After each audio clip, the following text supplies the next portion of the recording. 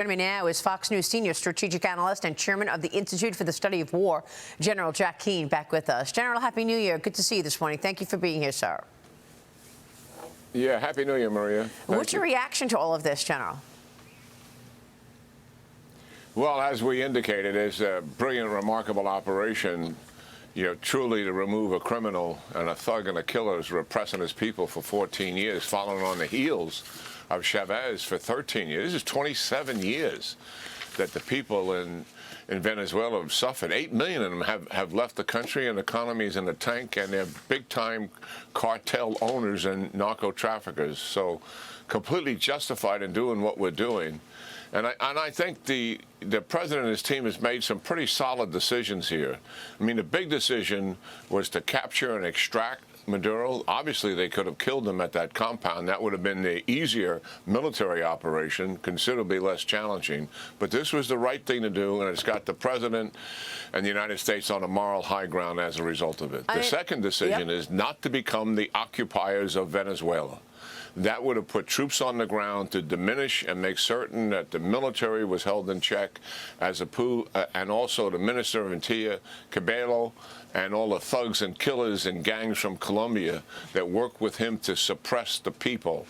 What we are doing here is using intimidation and coercion with the incumbent government, knowing what we did with Maduro, they saw it happen, and knowing if we can find Maduro and track him on a daily basis. We know where these three leaders are: the vice president, the minister of defense, and the minister of interior. They control the power structure. And we're using that intimidation and coercion to bend them to our will, to a political objective, to transition to elections and a democratic form of government. And by the way, so our viewers understand, we are not nation building here in Venezuela. There's an existing democratic structure that has been in the country since 1958, albeit the current leaders have taken control of that and abused it, obviously, quite significantly.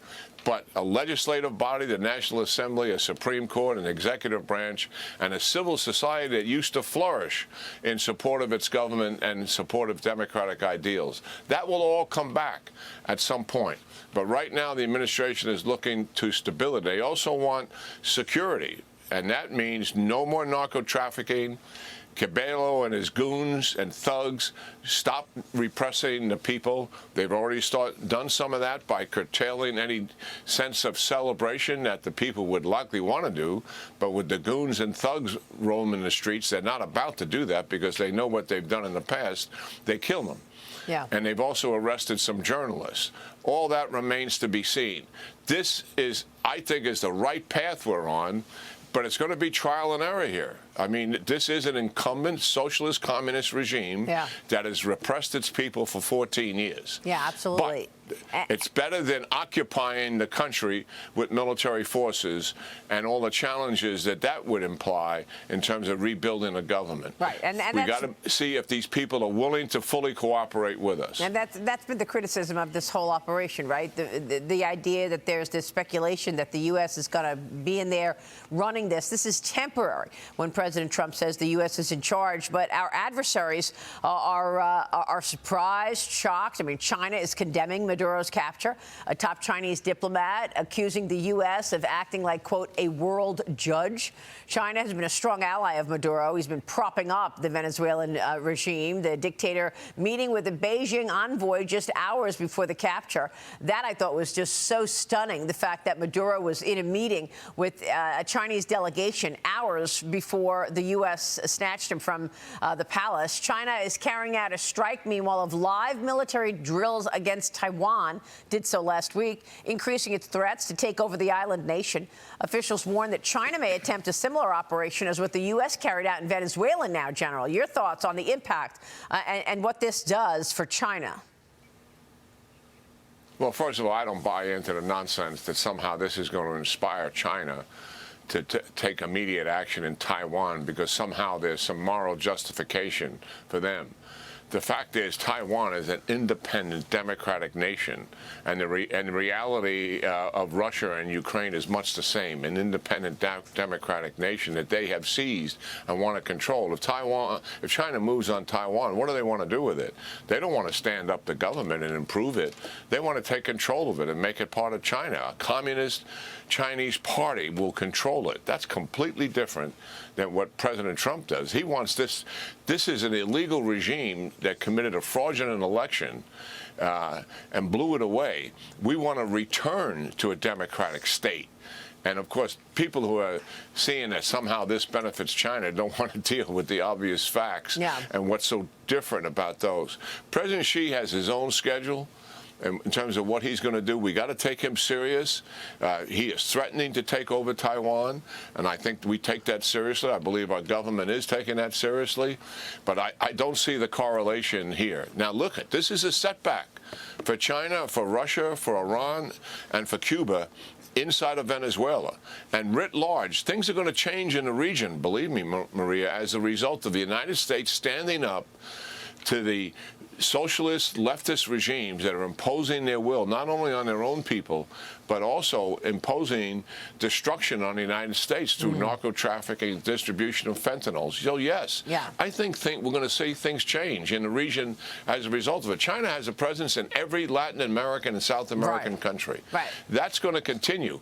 But the degree of influence, I believe, as a result of the United States stepping forward and saying we are taking a real interest in this hemisphere, and we are not going to put up with regimes that are imposing their will on their people and also impacting the security and safety of the American people. You put those two things together, the United States is going to take a stand. And that message is loud and clear. Yeah, and I love the fact that it has all of these indirect impacts to so many adversaries, China being number one because it was such an ally and is such an ally of Maduro. But then there's Iran. The supreme leader of Iran reportedly ready to flee to Russia if his military and security forces fail to control anti-regime protests across Tehran. These protests were going on even before the capture of Maduro. At least 35 people have reportedly been killed as civilians rally against the government and the country's failing economy. General, we talked about this in the past. It seems like the people are now rising up against this regime. Your reaction to what's taking place in Iran now, and do you think that he could flee to Russia? Well, the fact that that has leaked out and demonstrates certainly their concern. This regime, we can't overstate how weak Iran is as a result of what took place in June with the Israeli attack and the decisive blow that the United States did to their nuclear enterprise. Certainly, they are very weaker militarily and obviously economically, which is what's brought these people into the streets with 42% inflation. That's hard to get your head around. Wow. And also the real, their currency is down by 50%. It's in the tank. So people are truly suffering here, and that's what has brought them in the streets. The demonstrations aren't as large as the ones in 22 and 19, but they are real. And listen, the president has stepped forward here, unlike Obama, who stood back from the demonstrations in 2009. The president has said, you go out and summarily kill these people, you're going to have to deal with me.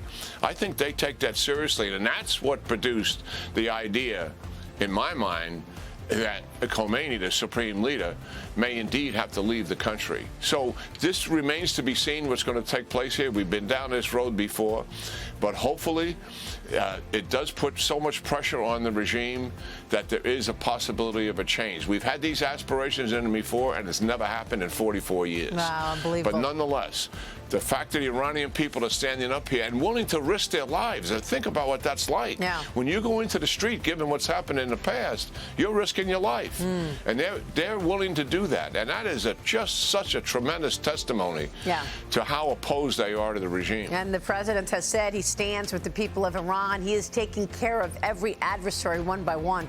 Incredible. General, it's great to talk with you this morning. Thank you, sir. Yeah, great talking to you, Maria, as always. Thank you. General Jack Keane. Stay with us. We'll be right back.